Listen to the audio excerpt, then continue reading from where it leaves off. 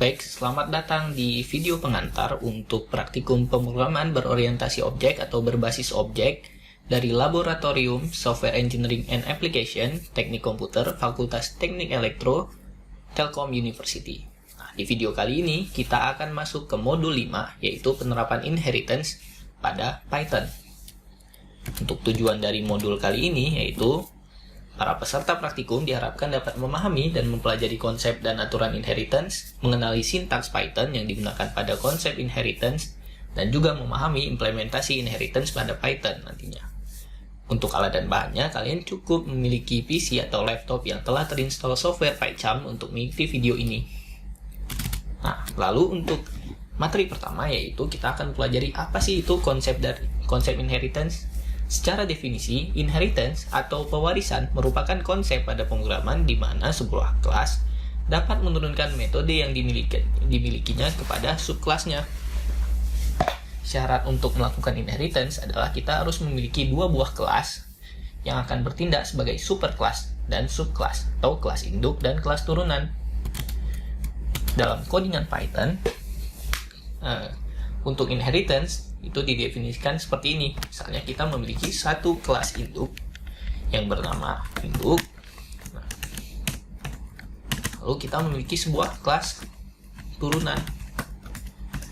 Nah, untuk membuat kelas turunan ini memiliki sifat dari si induknya, kita cukup memasukkan nama kelas induk ke dalam parameter kelas turunannya.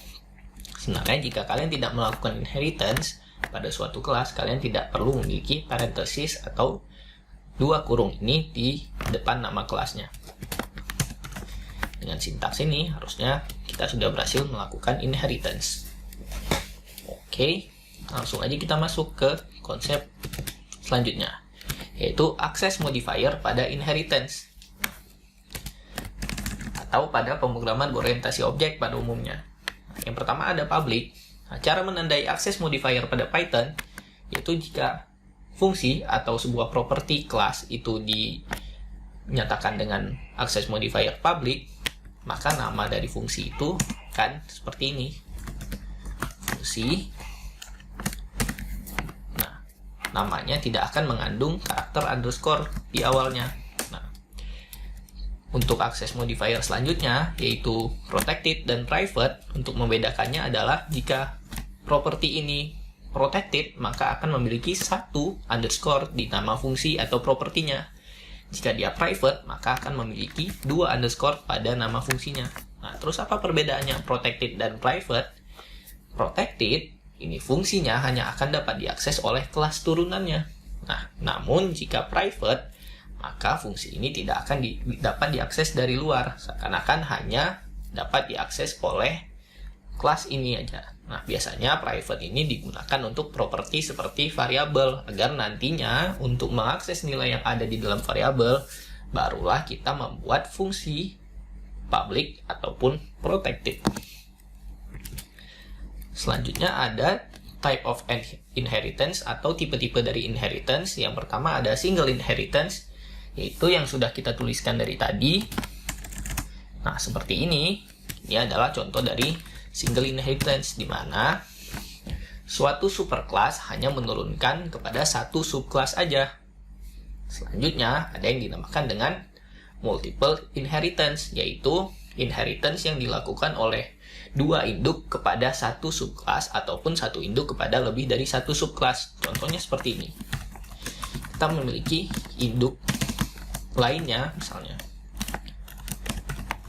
untuk mengambil sifat lagi dari induk lainnya, kita cukup menambahkan lagi parameter pada kelas turunannya.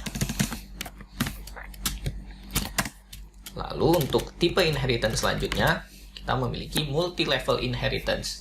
Inheritance yang menurunkan sifat terhadap kelas, dan kelas yang menurunkan sifat ini menurunkan lagi sifat kepada kelas selanjutnya. Contohnya seperti ini. Nah, misalnya kita menurunkan dari kelas induk di kelas turunan. Lalu kita memiliki satu kelas lagi yang dinamakan dengan turunan selanjutnya, yang akan mewariskan sifat dari kelas turunan.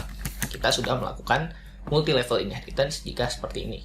Lalu ada tipe-tipe lainnya yang sebenarnya jarang digunakan pada praktik pemrograman, yaitu hierarchical inheritance dan hybrid inheritance. Oke, langsung aja untuk yang selanjutnya kita akan coba mempraktekkan inheritance pada Python dengan menggunakan analogi kendaraan dan mobil. Nah, yang pertama kita akan membuat dulu kelasnya, yaitu ada kelas kendaraan dan kelas mobil. Nah, kita udah tahu nih cara menurunkan sifat dari kendaraan ke mobil, yaitu kita akan memasukkan nama superkelasnya ke parameter dari subkelas. Nah, seperti ini.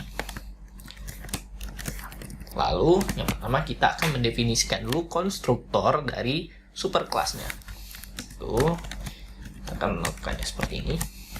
Oke.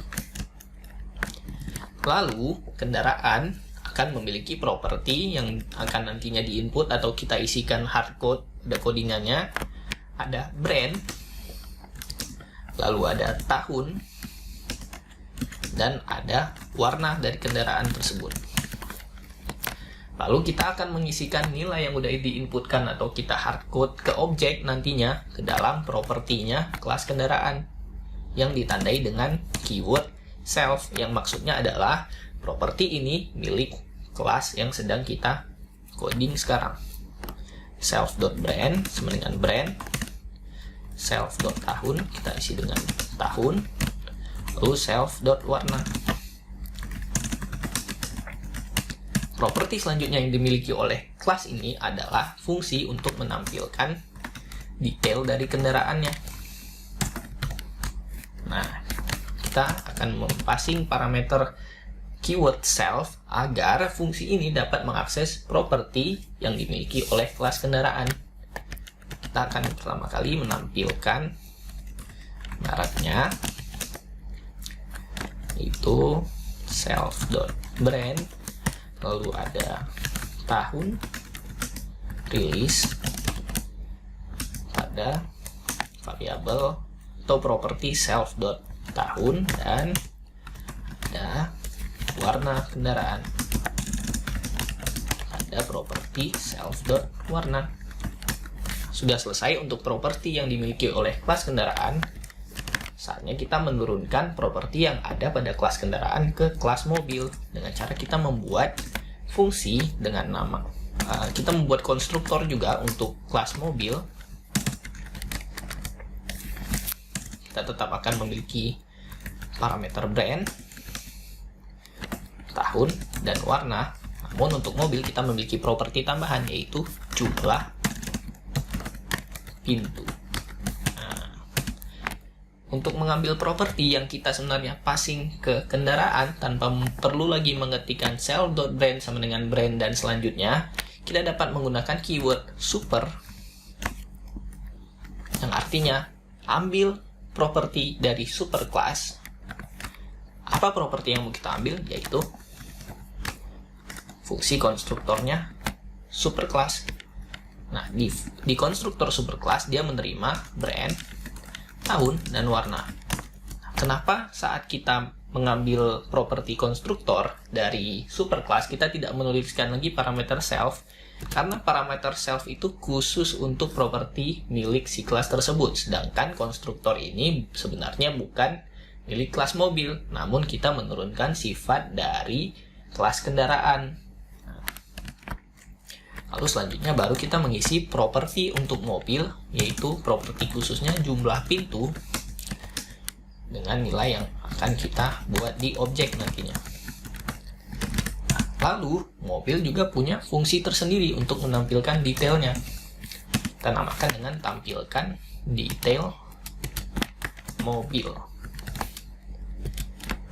Di properti sebelumnya yang ada di kelas kendaraan kita sudah memiliki nih tampilkan detail untuk menampilkan merek, tahun rilis, dan warna.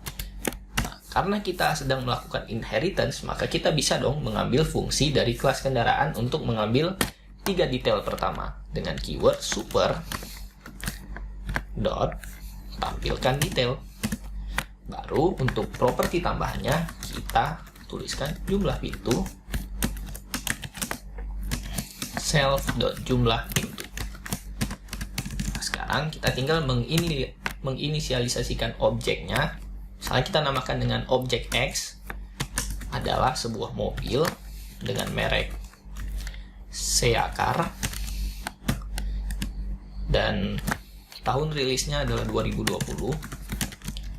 Warnanya adalah warna biru dan dia memiliki 5 pintu. Nah, dan kita akan menampilkan detail dari mobil tersebut.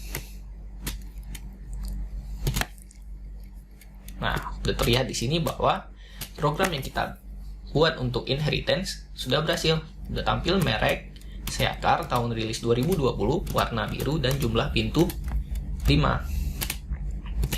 Nah, untuk video pengenalan inheritance pada Python cukup sekian aja. Mungkin kalian bisa mencoba untuk menerapkan konsep-konsep ini dengan contoh atau analogi lainnya. Mungkin kalian mau menerapkan analogi manusia dengan pelajar ataupun analoginya, atau kalian bisa mencoba tipe-tipe inheritance lain yang belum dijelaskan di video ini untuk lebih meresapi konsep inheritance. Misalnya kalian ingin mencoba multiple inheritance atau mungkin multi level, atau kalian mau mencoba inheritance yang jarang digunakan, atau kalian ada ide untuk hierarchical inheritance, hybrid inheritance, kalian boleh silahkan mencobanya. Nah, terima kasih udah menyaksikan video ini. Saya Rizky Eka Putra undur diri. Sampai jumpa di praktikum SEA selanjutnya. Tetap semangat. Terima kasih.